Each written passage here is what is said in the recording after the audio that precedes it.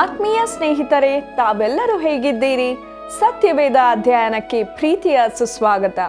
ದೇವರ ವಾಕ್ಯಗಳು ಪ್ರತಿಯೊಬ್ಬರ ಜೀವಿತದಲ್ಲಿ ಕಾರ್ಯ ಮಾಡುತ್ತದೆ. ನಾವು ಒಳಗಾದರೆ ಜೀವವನ್ನು ಹೊಂದಿಕೊಳ್ಳುತ್ತೇವೆ. ಇಂದು ನಾವು ಆದಿಕಾಂಡ ಪುಸ್ತಕದ 11ನೇ ಅಧ್ಯಾಯದ 4ನೇ ವಚನದಿಂದ 3ನೇ ವಚನದವರೆಗೆ ಅಧ್ಯಯನ ಮಾಡೋಣ. ಈ ಮೂಲಕವಾಗಿ ಬಾಬೇಲ್ ಗೋಪುರದ ವಿಷಯದಲ್ಲಿ ಸತ್ಯವನ್ನು ತಿಳಿದುಕೊಳ್ಳೋಣ. ಕಾರ್ಯಕ್ರಮ ವೀಕ್ಷಿಸಿದ ನಂತರ ಕರೆ ಮಾಡಲು ಮರೆಯಬೇಡಿರಿ. ಬನ್ನಿರಿ, ನಮ್ಮ ಧ್ಯಾನವನ್ನು ಪ್ರಾರಂಭಿಸೋಣ.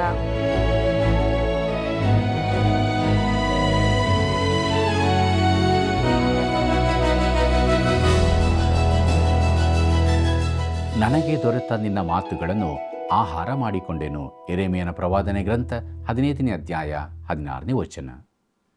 ಆತ್ಮೀಯ ವೀಕ್ಷಕರೇ, ನಿಮಗೆಲ್ಲರಿಗೂ ಪ್ರೀತಿಪೂರ್ವಕವಾದ ವಂದನೆಗಳು ಹಾಗೂ ದೈವಾನ್ವೇಷಣೆ ಸತ್ಯವೇದ ಅಧ್ಯಯನ ಕಾರ್ಯಕ್ರಮಕ್ಕೆ ಸುಸ್ವಾಗತ. ಕಳೆದ ಕಾರ್ಯಕ್ರಮದಲ್ಲಿ ದೇವರ ವಾಕ್ಯಗಳ ಅಧ್ಯಯನದಲ್ಲಿ ನಾವು ಹೊಂದಿಕೊಂಡಂಥ ಆಶೀರ್ವಾದಗಳನ್ನು ನೆನಪು ಮಾಡಿಕೊಳ್ಳುತ್ತಾ ಮುಂದೆ ಸಾಗುವಾಗ ಆದಿಕಾಂಡ ಪುಸ್ತಕ 11ನೇ ಅಧ್ಯಾಯ 4ನೇ ವಚನವನ್ನು ನನ್ನೊಂದಿಗೆ ಗಮನಿಸಿರಿ. ಒಂದು ಪಟ್ಟಣವನ್ನು, ಆಕಾಶವನ್ನು ಮುಟ್ಟುವ ಗೋಪುರವನ್ನು ಕಟ್ಟಿ ದೊಡ್ಡ ಹೆಸರನ್ನು ಪಡೆಯೋಣ. ಹೀಗೆ ಮಾಡಿದರೆ ಭೂಮಿಯ ಮೇಲೆಲ್ಲ ಚದರುವುದಕ್ಕೆ ಆಸ್ಪದವಾಗುವುದಿಲ್ಲ ಅಂದುಕೊಂಡರು. ಕಟ್ಟುವಾಗ ಕಲ್ಲಿಗೆ ಬದಲಾಗಿ ಇಟ್ಟಿಗೆಯನ್ನು, ಸುಣ್ಣಕ್ಕೆ ಬದಲಾಗಿ ಕಲ್ಲರಗನ್ನು ಉಪಯೋಗಿಸಿದರು ಎಂಬುದೇ. ಕರ್ತನಲ್ಲಿ ಪ್ರಿಯ ದೇವಜನರೇ, ಒಂದು ಪಟ್ಟಣವನ್ನು, ಆಕಾಶವನ್ನು ಮುಟ್ಟುವ ಗೋಪುರವನ್ನು ಕಟ್ಟಿ ದೊಡ್ಡ ಹೆಸರನ್ನು ಪಡೆಯೋಣ. ಹೀಗೆ ಮಾಡಿದರೆ ಭೂಮಿಯ ಮೇಲೆಲ್ಲ ಚದರುವುದಕ್ಕೆ ಆಸ್ಪದವಾಗುವುದಿಲ್ಲ ಎಂಬುವುಗಳನ್ನು ನೋಡಿರಿ. ಅವರು ದೊಡ್ಡ ಹೆಸರನ್ನು ಮಾಡಿಕೊಳ್ಳುವುದಕ್ಕಾಗಿ ಲಂಬಾಕಾರದ ಕಟ್ಟಡ ಕಾರ್ಯಕ್ಕೆ ಕೈ ಹಾಕಿದರು.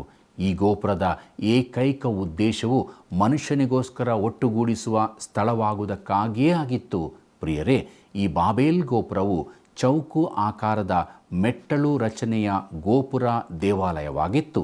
ಟೈಗ್ರೀಸ್ ಯುಪ್ರಟೀಸ್ ಕಣಿವೆಯಲ್ಲಿ ಇಂಥ ಗೋಪುರದ ಅವಶೇಷಗಳು ಸಿಕ್ಕುತ್ತವೆ. ಗೋಪುರಕ್ಕೆ ಅಂಟಿಕೊಂಡೇ ಪಕ್ಕದಲ್ಲಿ ಒಂದು ಓಡುವ ಪಥ ಅಥವಾ ನಡೆಯುವ ಪಥ ಇತ್ತು.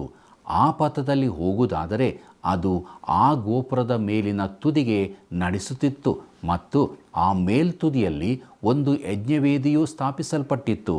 ಆ ಯಜ್ಞವೇದಿಗಳ ಮೇಲೆ ಕೆಲವು ಸಂದರ್ಭಗಳಲ್ಲಿ ಮಾನವ ಯಜ್ಞಗಳನ್ನು ಅರ್ಪಿಸುತ್ತಿದ್ದರು. ನಂತರ ಮಕ್ಕಳನ್ನು ಉರಿಯುವ ಕೆಂಪಾದ ಶಿಲೆಯಲ್ಲಿ ಹಾಕುತ್ತಿದ್ದರು. ಈ ಎಲ್ಲ ಸಂಗತಿಗಳು ಇತಿಹಾಸದಲ್ಲಿ ನಂತರ ಕಂಡುಬರುವ ಗೋಪುರಗಳಿಗೆ ಸಂಬಂಧಿಸಿದವುಗಳಾಗಿದ್ದವು.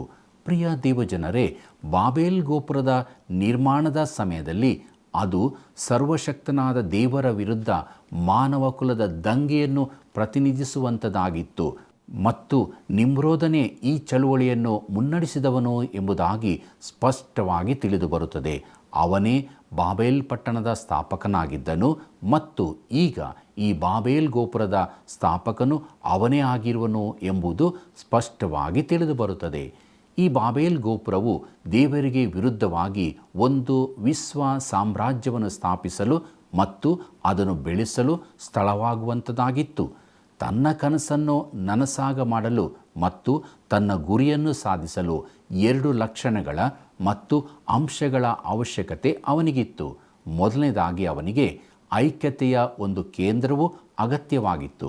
ಅಂದರೆ ಒಂದು ರೀತಿಯಲ್ಲಿ ಒಂದು ಮುಖ್ಯ ಕಚೇರಿ. ಅವನಿಗೆ ಜನರೆಲ್ಲ ಒಂದು ಕಡೆ ಸೇರಿ ಬರಲು ಒಂದು ಸ್ಥಳದ ಅಥವಾ ರಾಜಧಾನಿಯ ಅವಶ್ಯಕತೆ ಇತ್ತು.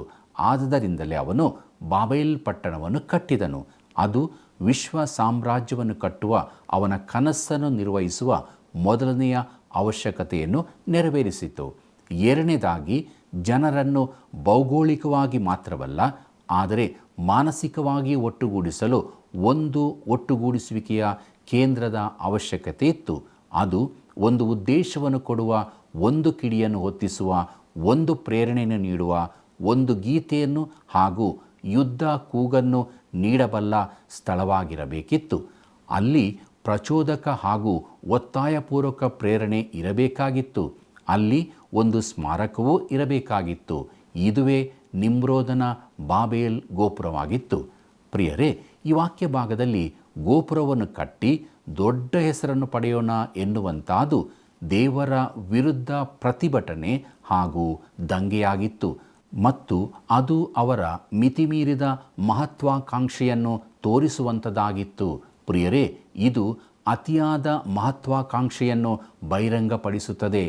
ಈಗ ಬಾಬೇಲ್ ಗೋಪುರ ಏನಾಗಿರಲಿಲ್ಲ ಎಂದು ನೋಡೋಣ. ನೀರಿನ ಪ್ರವಾಹದ ಸಮಯದಲ್ಲಿ ಆಶ್ರಯ ತಾಣವಾಗಿ ಅದನ್ನು ನಿರ್ಮಿಸಲಾಗಿಲ್ಲ. ಕೆಲವು ವ್ಯಾಖ್ಯಾನಕಾರರು ಸೂಚಿಸುವಂತೆ ಅವನು ಪ್ರವಾಹದ ಹಂತಕ್ಕಿಂತ ಮೇಲೆ ನಿರ್ಮಿಸುತ್ತಿರಲಿಲ್ಲ. ವಾಸ್ತವವಾಗಿ ನಾನು ಅದನ್ನು ತುಂಬ ಬಾಲಿಶ ವ್ಯಾಖ್ಯಾನವೆಂದು ಪರಿಗಣಿಸುತ್ತೇನೆ.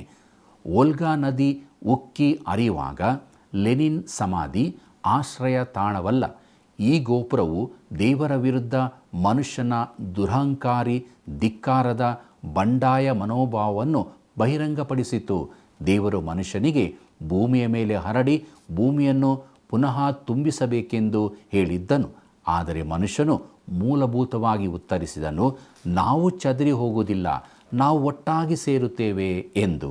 ಪ್ರಿಯರೇ, ಬಾಬೇಲ್ ಗೋಪುರವು ದೇವರ ವಿರುದ್ಧವಾಗಿತ್ತು. ಅದು ಅಷ್ಟೇ ಅಲ್ಲ ಪ್ರಿಯರೇ, ಬಾಬೇಲ್ ಗೋಪುರವು ಧಾರ್ಮಿಕ ಸಂಕೇತವಾಗಿತ್ತು. ಅದು ಒಂದು ಗೋಪುರ ದೇವಾಲಯವಾಗಿತ್ತು. ಅಲ್ಲಿ ಅವರು ಸೃಷ್ಟಿಕರ್ತನಿಗಿಂತ ಸೃಷ್ಟಿಯನ್ನೇ ಆರಾಧಿಸುತ್ತಿದ್ದರು. ಮುಂಚಿತವಾಗಿ ತಿಳಿಸಿದಂತೆಯೇ ಈ ಗೋಪುರದ ಪಕ್ಕದಲ್ಲಿಯೇ ಒಂದು ಓಡು ಪಥ ಅಥವಾ ನಡೆಯುವ ಪಥ ಇರುತ್ತಿತ್ತು. ಅದು ಜನರನ್ನು ಮೇಲ್ತುದಿಗೆ ನಡೆಸುತ್ತಿತ್ತು. ಅಲ್ಲಿ ಅವರು ಸೂರ್ಯ, ಚಂದ್ರ, ನಕ್ಷತ್ರಗಳಿಗೆ ಆರಾಧನೆಯನ್ನು ಸಲ್ಲಿಸುತ್ತಾ ಇದ್ದರು. ಯಾಕೆಂದರೆ ಸೂರ್ಯ, ಚಂದ್ರ, ನಕ್ಷತ್ರಗಳನ್ನು ನೋಡಿದಾಗೆಲ್ಲ ಇನ್ನೆಂದೂ ಜಲಪ್ರಳಯವು ಬರುವುದಿಲ್ಲ ಎಂಬುದನ್ನು ಅವರು ತಿಳಿದಿದ್ದರು. ಅದು ಮಾತ್ರವಲ್ಲ, ಜಲಪ್ರಳಯವನ್ನು ಕಳುಹಿಸುವುದರಲ್ಲಿ ದೇವರು ಎಂಥ ಕ್ರೂರಿಯೂ ಕೀಳು ಮಟ್ಟದವನು ಆಗಿದ್ದಾನೆ ಎಂದು ಅಂದುಕೊಂಡಿದ್ದರು. ಪ್ರಿಯರೇ, ನಾವು ಈ ಬಾಬೇಲ್ ಗೋಪುರದ ನಿರ್ಮಾಣದ ಕಡೆಗೆ ದೇವರ ಪ್ರತಿಕ್ರಿಯೆ ಏನಾಗಿತ್ತು ಎಂಬುದರ ವಿಷಯವನ್ನು ತಿಳಿದುಕೊಳ್ಳೋಣ. ಆದಿಕಾಂಡ ಪುಸ್ತಕ 11ನೇ ಅಧ್ಯಾಯ 5 ಮತ್ತು 6ನೇ ವಚನವನ್ನು ಗಮನಿಸಿರಿ. ನರಪುತ್ರರು ಕಟ್ಟುತ್ತಿದ್ದ ಆ ಪಟ್ಟಣವನ್ನು, ಗೋಪುರವನ್ನು ನೋಡುವುದಕ್ಕೆ ಯೆಹೋವನು ಇಳಿದು ಬಂದನು. ನೋಡಿದ ಮೇಲೆ ಆತನು, ಇವರು ಒಂದೇ ಜನಾಂಗ, ಇವರೆಲ್ಲರಿಗೂ ಒಂದೇ ಭಾಷೆ, ಪ್ರಾರಂಭದಲ್ಲೇ ಇಷ್ಟು ದೊಡ್ಡ ಕೆಲಸ ಮಾಡುವವರಾಗಿರಲು ಮುಂದೆ ಏನು ಆಲೋಚಿಸಿದರೂ ಇವರಿಗೆ ಅಸಾಧ್ಯವಲ್ಲ ಎಂಬುದೇ. ಪ್ರಿಯರೇ, ಇದೊಂದು ಪ್ರಚಂಡವಾದ ಹೇಳಿಕೆಯಾಗಿರುತ್ತದೆ. ಎಲ್ಲ ಜನರು ಒಂದೇ ಭಾಷೆಯನ್ನು ಮಾತನಾಡುತ್ತಿದ್ದರು. ಆದ್ದರಿಂದ ಅವರಿಗೆ ಭಾಷೆಯ ತಡೆಗೋಡೆ ಇದ್ದಿಲ್ಲ. ಅವರು ಒಟ್ಟುಗೂಡಬಹುದಾಗಿತ್ತು ಮತ್ತು ತಮ್ಮ ಜ್ಞಾನವನ್ನು, ಸಂಪನ್ಮೂಲಗಳನ್ನು ಒಟ್ಟುಗೂಡಿಸಬಹುದಾಗಿತ್ತು. ಪ್ರಾರಂಭದಲ್ಲೇ ಇಷ್ಟು ದೊಡ್ಡ ಕೆಲಸ ಮಾಡುವವರಾಗಿರಲು ಮುಂದೆ ಏನು ಆಲೋಚಿಸಿದರೂ ಇವರಿಗೆ ಅಸಾಧ್ಯವಲ್ಲ ಎಂಬುದಾಗಿ ನಾವು ವಾಕ್ಯ ಭಾಗದಲ್ಲಿ ನೋಡುತ್ತೇವೆ. ಜಲಪ್ರಳಯವು ಸಂಭವಿಸಿದ್ದಾಗ್ಯೂ ಮನುಷ್ಯನಲ್ಲಿ ಬಿದ್ದು ಹೋದ ಸ್ವಭಾವವು ಇದ್ದೇ ಇರುತ್ತದೆ ಮತ್ತು ಅವನು ಸಂಪೂರ್ಣವಾಗಿ ನೀತಿಭ್ರಷ್ಟನಾಗಿದ್ದಾನೆ ಎಂಬುದನ್ನು ನಾವು ಇಲ್ಲಿ ನೋಡುತ್ತೇವೆ. ಇಂಥ ದಂಗೆಯನ್ನು, ಬಂಡಾಯವನ್ನು ದೇವರು ನಿರಾಕರಿಸಲಾಗುವುದಿಲ್ಲ. ಯಾಕಂದರೆ ಈ ದಂಗೆಯು ಆತನ ವಿರುದ್ಧವಾಗಿದೆ. ದೇವರು ಒಂದು ಸಂರಕ್ಷಣೆಯ ಗೋಡೆಯನ್ನು ಹಾಕಲಿದ್ದಾನೆ. ಆತನು ಒಂದು ತಡೆಗೋಡೆಯನ್ನು ಹಾಕಲಿದ್ದಾನೆ. ಇದು ಅವಶ್ಯವಾಗಿತ್ತು. ಯಾಕಂದರೆ ಮನುಷ್ಯನು ಅಂಥ ಸಾಮರ್ಥ್ಯವುಳ್ಳ ಸೃಷ್ಟಿಯಾಗಿದ್ದನು. ಹೌದು, ಮನುಷ್ಯನು ಚಂದ್ರಲೋಕಕ್ಕೆ ಹೋಗಿದ್ದಾನೆ ಮತ್ತು ಅವನು ವಿಮಾನಗಳಲ್ಲಿ ಹಾರಾಟ ಮಾಡಬಲ್ಲನು.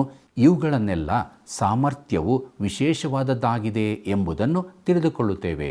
ಪ್ರಿಯರೇ, ಮನುಕುಲವು ಒಂದೇ ಒಂದು ಭಾಷೆಯಿಂದ ಎಲ್ಲರೂ ಒಟ್ಟುಗೂಡಿ ದೇವರ ವಿರುದ್ಧ ಬರುವುದಾದರೆ ಏನಾಗಬಹುದು ಎಂಬುದನ್ನು ನಾವು ನೋಡುತ್ತಾ ಇದ್ದೇವೆ. ಈಗ ದೇವರು ಏನು ಮಾಡಿದನು ಎಂಬುದನ್ನು ಗಮನಿಸೋಣ. ಆದಿಕಾಂಡ ಪುಸ್ತಕ 11ನೇ ಅಧ್ಯಾಯ 7ನೇ ವಚನದಿಂದ 9ನೇ ವಚನದವರೆಗೆ ಗಮನಿಸಿರಿ. ನಾವು ಇಳಿದು ಇವರಲ್ಲಿ ಒಬ್ಬರ ಮಾತು ಒಬ್ಬರಿಗೆ ತಿಳಿಯದಂತೆ ಇವರ ಭಾಷೆಯನ್ನು ತಾರುಮಾರು ಮಾಡೋಣ ಬನ್ನಿ ಅಂದನು. ಹಾಗೆಯೇ ಮಾಡಿ ಯೆಹೋವನು ಅವರನ್ನು ಅಲ್ಲಿಂದ ಭೂಲೋಕದಲ್ಲೆಲ್ಲ ಚದರಿಸಿದನು. ಅವರು ಆ ಪಟ್ಟಣ ಕಟ್ಟುವುದನ್ನು ನಿಲ್ಲಿಸಿಬಿಟ್ಟರು. ಸಮಸ್ತ ಲೋಕದ ಭಾಷೆಯನ್ನು ಯೆಹೋವನು ಅಲ್ಲಿ ತಾರುಮಾರು ಮಾಡಿ ಅವರನ್ನು ಅಲ್ಲಿಂದ ಭೂಲೋಕದಲ್ಲೆಲ್ಲ ಚದರಿಸಿದ್ದರಿಂದ ಆ ಪಟ್ಟಣಕ್ಕೆ ಬಾಬೇಲ್ ಎಂದು ಹೆಸರಾಯಿತು ಎಂಬುದೇ. ಕರ್ತನಲ್ಲಿ ಪ್ರಿಯರೇ, ಈಗ ಮನುಷ್ಯನು ಲೋಕದಲ್ಲೆಲ್ಲ ಚದರಿಸಲ್ಪಟ್ಟಿರುವನು. ನೋಡಿರಿ, ಅವರು ತಮ್ಮ ಬಂಡಾಯದಲ್ಲಿ, ತಮ್ಮ ದಂಗೆಯಲ್ಲಿ ಒಟ್ಟಿಗಿದ್ದರು. ಆದರೆ ಈಗ ಒಬ್ಬರನ್ನೊಬ್ಬರು ಅರ್ಥ ಮಾಡಿಕೊಳ್ಳಲು ಅವರಿಂದ ಆಗುತ್ತಾ ಇಲ್ಲ. ಭಾಷೆಯ ತಡೆಗೋಡೆಯು ಚೀನಾದ ಶ್ರೇಷ್ಠ ಗೋಡೆಗಿಂತಲೂ ಎತ್ತರವಾದದ್ದಾಗಿರುತ್ತದೆ. ಅದು ಬರ್ಲಿನ್ ಗೋಡೆಗಿಂತಲೂ ಉನ್ನತವಾದದ್ದು, ಪ್ರಭಾವಯುಕ್ತವಾದದ್ದೂ ಆಗಿರುತ್ತದೆ. ಅದು ಜನರನ್ನು ಬೇರ್ಪಡಿಸುತ್ತದೆ ಮತ್ತು ಯಾವುದೇ ರಾಷ್ಟ್ರೀಯ ಗಡಿಗಿಂತಲೂ ಸಮುದ್ರಕ್ಕಿಂತಲೂ ಬಲವಾದದ್ದಾಗಿರುತ್ತದೆ. ಪ್ರಿಯ ದೇವಜನರೇ, ಭಾಷೆಗಳು ಕ್ರಮೇಣವಾಗಿ ಅಭಿವೃದ್ಧಿಗೊಂಡವು ಎಂಬುದಾಗಿ ಅನೇಕ ಜನರು ಹೇಳುತ್ತಾರೆ. ಆದರೆ ಅವರ ಭಾಷೆಯನ್ನು ಅಲ್ಲಿಯೇ ಅವರು ಕಟ್ಟುತ್ತಿರುವಂಥ ಸಮಯದಲ್ಲಿಯೇ ಅದನ್ನು ತಾರುಮಾರು ಮಾಡಿದನು ಎಂಬುದಾಗಿ ದೇವರು ಹೇಳುತ್ತಾ ಇದ್ದಾನೆ. ಕಟ್ಟುವ ಯೋಜನೆಯು ಕೂಡಲೇ ಸ್ಥಗಿತಕ್ಕೆ ಬಂದಿತು ಮತ್ತು ಜನರು ಬಾಬೇಲ್ನಿಂದ ಹೊರಗಡೆ ಬಂದು ವಿವಿಧ ದಿಕ್ಕುಗಳಲ್ಲಿ ಹೊರಟು ಹೋದರು. ಪ್ರಿಯರೇ, ಇದು ಅಲ್ಲಿ ಸಂಭವಿಸಿದ ಪ್ರಚಂಡವಾದ ಸಂಗತಿಯಾಗಿತ್ತು. ನೋಡಿರಿ, ಈಗ ಅವರು ಒಬ್ಬರನ್ನೊಬ್ಬರು ಅರ್ಥ ಮಾಡಿಕೊಳ್ಳದಂಥ ರೀತಿಯಲ್ಲಿ ವಿವಿಧ ಭಾಷೆಗಳನ್ನು ಆಡುತ್ತಾ ಇದ್ದಾರೆ. ಇದು ಮಾತಾಡುವ ಅದ್ಭುತ, ಕೇಳಿಸಿಕೊಳ್ಳುವ ಅದ್ಭುತವಾಗಿದೆ. ಅವರು ವಿವಿಧ ಭಾಷೆಗಳಲ್ಲಿ ಮಾತಾಡಿದರು ಮತ್ತು ಕೇಳಿಸಿಕೊಂಡವರು ಅದನ್ನು ಅರ್ಥ ಮಾಡಿಕೊಳ್ಳಲಾಗಲಿಲ್ಲ. ಪ್ರಿಯರೇ, ಒಂದು ಪ್ರಶ್ನೆಯನ್ನು ನಾನು ಕೇಳಬಯಸುತ್ತೇನೆ. ಇಲ್ಲಿ ನಡೆದಂಥ ಸಂಗತಿಯು ಮಾರುವೇಷದಲ್ಲಿನ ಆಶೀರ್ವಾದವಾಗಿತ್ತೋ ಅಥವಾ ಮನಕುಲದ ಮೇಲೆ ಬಂದ ಶಾಪವಾಗಿತ್ತೋ? ದೇವರ ಉದ್ದೇಶಗಳಿಗಾಗಿ ಇದು ಆಶೀರ್ವಾದವಾಗಿತ್ತು. ದೇವರಿಂದ ದೂರವಾಗುವ ಮನುಷ್ಯನ ಅಭಿವೃದ್ಧಿಗಾಗಿ ಇದು ನಿಶ್ಚಯವಾಗಿಯೂ ನ್ಯಾಯ ತೀರ್ಪು ಆಗಿತ್ತು. ಯುಗ ಯುಗಗಳು ಕಳೆದಂತೆ ಮಾನವ ಕುಲವು ಬೇರ್ಪಟ್ಟದ್ದಾಗಿ ಇರಿಸಲ್ಪಟ್ಟಿರುತ್ತದೆ ಮತ್ತು ಅದು ಅವನಿಗೆ ದೊಡ್ಡ ಅಡಚಣೆಯಾಗಿ ಕಂಡುಬಂದಿರುತ್ತದೆ. ಇಂದು ವಿವಿಧ ಮಾಧ್ಯಮಗಳ ಮೂಲಕ ಹಾಗೂ ಪ್ರಯಾಣಗಳ ಮೂಲಕ ಈ ಗೋಡೆಗಳು ಮುರಿಯಲ್ಪಡುತ್ತಾ ಇವೆ. ಅವು ಯೆರಿಕೋ ಗೋಡೆಗಳ ಹಾಗೆ ಮುರಿದು ಬೀಳುತ್ತಾ ಇವೆ. ಈ ಒಂದು ಕಾರಣಕ್ಕಾಗಿ ದೇವರು ಮತ್ತೆ ನ್ಯಾಯ ತೀರ್ಪಿನಲ್ಲಿ ಬರುತ್ತಾನೆ ಎಂದು ನಾನು ನಂಬುತ್ತೇನೆ. ಕರ್ತನಲ್ಲಿ ಪ್ರಿಯ ದೇವಜನರೇ, ಈಗ ನಾವು ಈ ವಿವಿಧ ಭಾಷೆಗಳ ಚಳುವಳಿಯನ್ನು ಪಂಚಾಶತಮ ದಿನದಂದು ನಡೆದ ಘಟನೆಗೆ ಎದುರಾಗಿ ನಿಲ್ಲಿಸಿ ನೋಡೋಣ. ಪಂಚಾಶತಮ ದಿನದಂದು ನಡೆದಂಥ ಘಟನೆಯು ಅದು ಕೂಡ ವಿವಿಧ ಭಾಷೆಗಳ ಶ್ರೇಷ್ಠವಾದ ಚಳುವಳಿಯಾಗಿತ್ತು. ಆದರೆ ಆ ಸಮಯದಲ್ಲಿ ಸುವಾರ್ತೆಯು ವಿವಿಧ ಭಾಷೆಗಳಲ್ಲಿ ಸಾರಲ್ಪಟ್ಟಿತು ಮತ್ತು ಅಲ್ಲಿ ಇದ್ದಂಥ ಜನರಿಂದ ಅರ್ಥ ಮಾಡಿಕೊಳ್ಳಲ್ಪಟ್ಟಿತು. ಅದು ಅನ್ಯ ಭಾಷೆಯಲ್ಲಿ ಮಾತಾಡುವುದಾಗಿರುವುದಿಲ್ಲ. ಈ ಅನ್ಯ ಭಾಷೆಯಲ್ಲಿ ಮಾತಾಡುವಂತಹದ್ದು ಈ ವಿವಿಧ ಭಾಷೆಗಳ ಚಳುವಳಿಯಲ್ಲಿ ಎಂದಿಗೂ ಒಳಪಡಿಸಲ್ಪಟ್ಟಿದ್ದಿಲ್ಲ. ಪಂಚಾಶತಮ ದಿನದಂದು ದೇವರು ಬಾಬೇಲ್ ಗೋಪುರದ ಸಮಯದಲ್ಲಿ ನಡೆದಂಥ ಘಟನೆಗೆ ಉತ್ತರವನ್ನು ನೀಡುತ್ತಾ ಇದ್ದಾನೆ. ದೇವರು ಮನುಕುಲಕ್ಕೆ, ನಾನು ನಿನಗಾಗಿ ಸುವಾರ್ತೆಯನ್ನು, ಒಂದು ಸಂದೇಶವನ್ನು ಹೊಂದಿರುತ್ತೇನೆ ಮತ್ತು ನಾನು ನಿನ್ನ ಬಳಿಗೆ ನಿನ್ನ ಭಾಷೆಯಲ್ಲಿಯೇ ಆ ಸುವಾರ್ತೆಯೊಂದಿಗೆ ಬರುತ್ತಾ ಇದ್ದೇನೆ ಎಂಬುದಾಗಿ ಹೇಳುತ್ತಾ ಇದ್ದಾನೆ. ಎಂಥ ಅದ್ಭುತವಾದ ಸಂಗತಿಯಲ್ಲವೇ?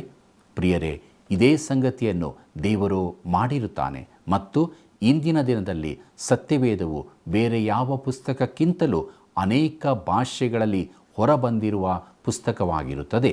ಅದು ಇನ್ನೂ ಅನೇಕ ಭಾಷೆಗಳಲ್ಲಿ, ಉಪಭಾಷೆಗಳಲ್ಲಿ ಭಾಷಾಂತರಿಸಲ್ಪಟ್ಟು ವಾಸ್ತವಿಕವಾಗಿ ಲೋಕಾದ್ಯಂತ ಸಾವಿರಾರು ಗಟ್ಟಲೆ ಕುಲಗಳವರಿಗೆ ತಲುಪುತ್ತಾ ಇದೆ.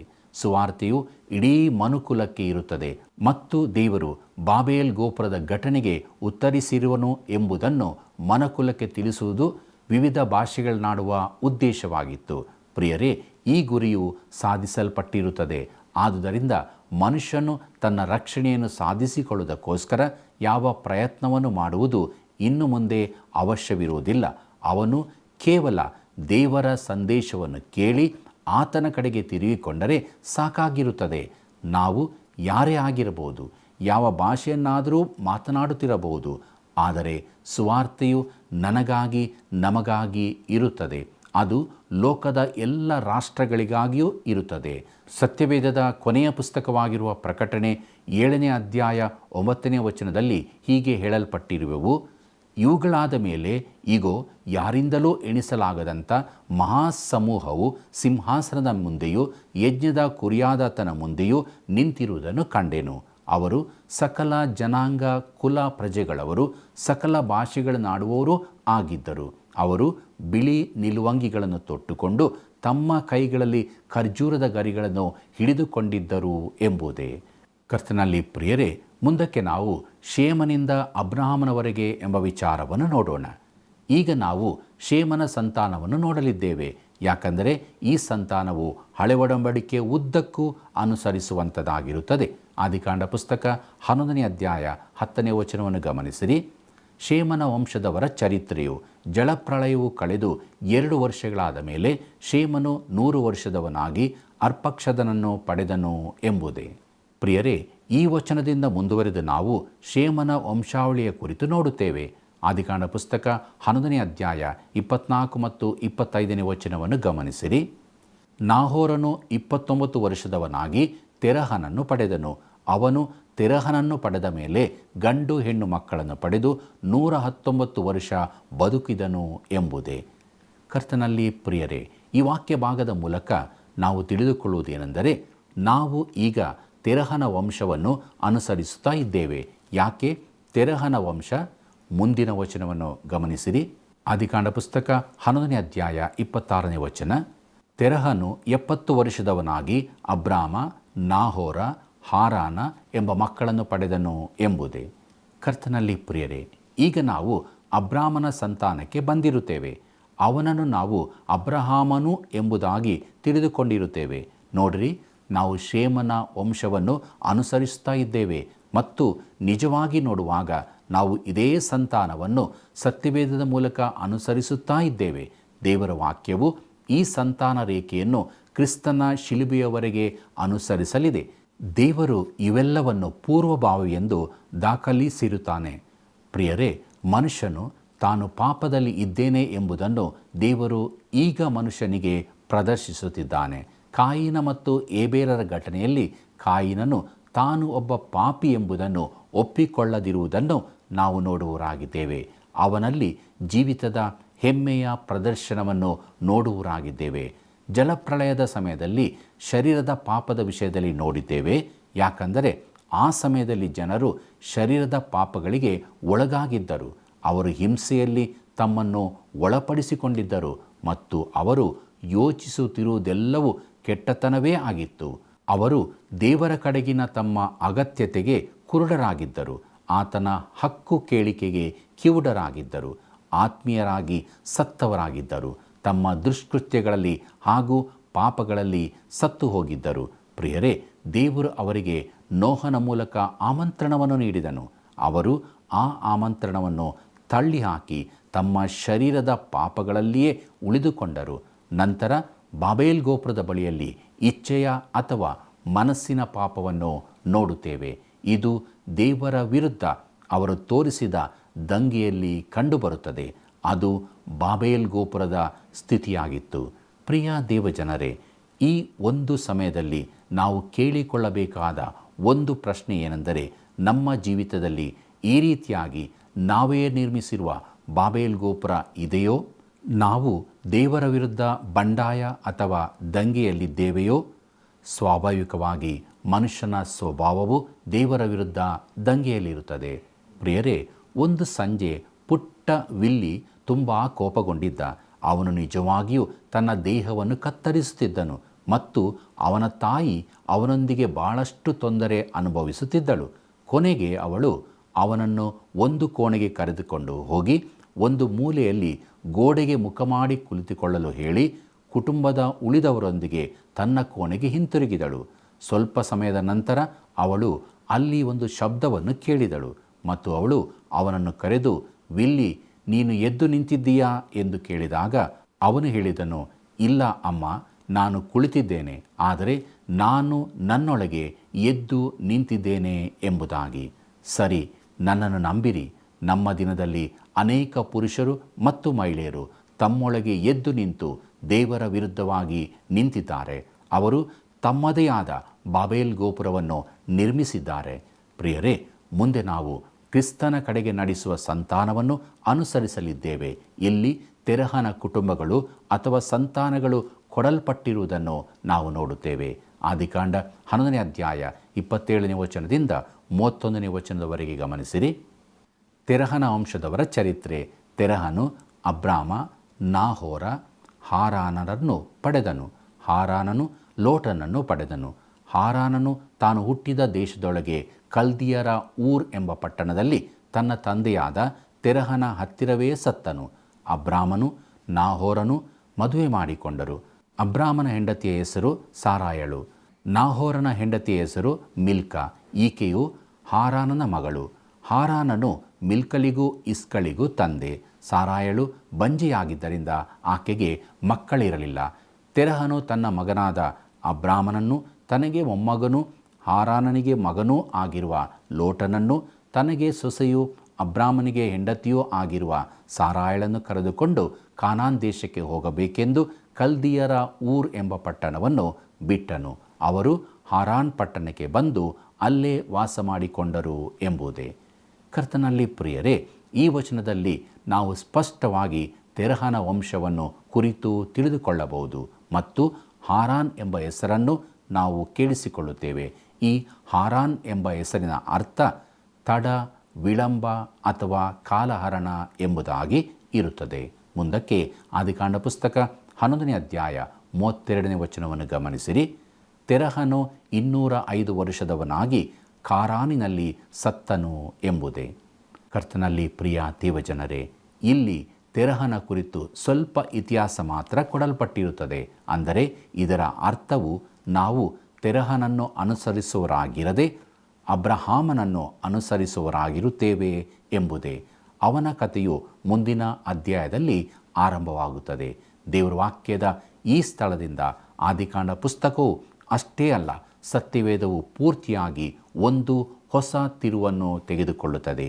ಇಲ್ಲಿ ಆದಿಕಾಂಡ ಪುಸ್ತಕದ ಮೂಲಕ ಕೆಳಗೆ ಹೋಗುವ ಶ್ರೇಷ್ಠವಾದ ಮಹೋನ್ನತೆಯ ಕಣಿವೆ ಇರುತ್ತದೆ. ಆ ಕಣಿವೆಯ ಒಂದು ಪಕ್ಕದಲ್ಲಿ ಆದಿಕಾಂಡದ ಮೊದಲಿನ 11 ಅಧ್ಯಾಯಗಳು ಇದ್ದರೆ, ಕಣಿವೆಯ ಮತ್ತೊಂದು ಪಕ್ಕದಲ್ಲಿ ಉಳಿದ 39 ಅಧ್ಯಾಯಗಳು ಇರುತ್ತವೆ. ಈ ಮೊದಲಿನ 11 ಅಧ್ಯಾಯಗಳಲ್ಲಿ ನಾವು 2000 ವರ್ಷಗಳನ್ನು ತಿಳಿದುಕೊಂಡಿರುತ್ತೇವೆ ಮತ್ತು ಅದು ಸತ್ಯವೇದದ ಉಳಿದ ಭಾಗದಲ್ಲಿ ಒಳಗೊಂಡಿರುವ ಸಮಯದಷ್ಟೂ ಇರುತ್ತದೆ.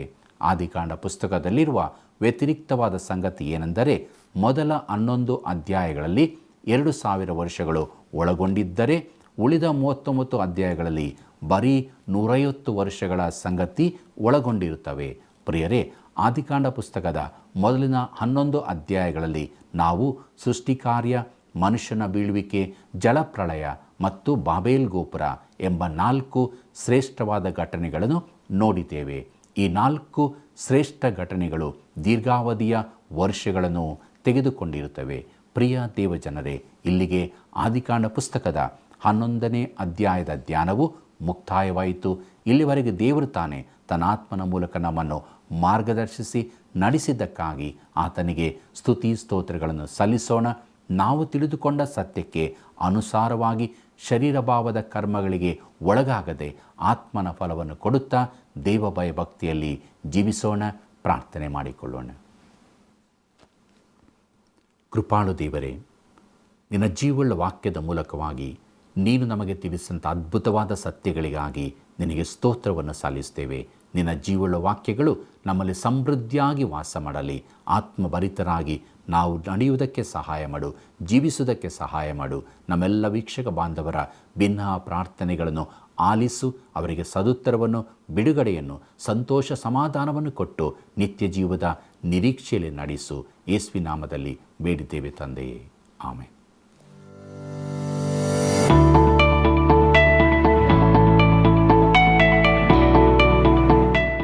ಇಂದಿನ ಅಧ್ಯಯನಕ್ಕೆ ಒಂದು ಪ್ರಶ್ನೆ.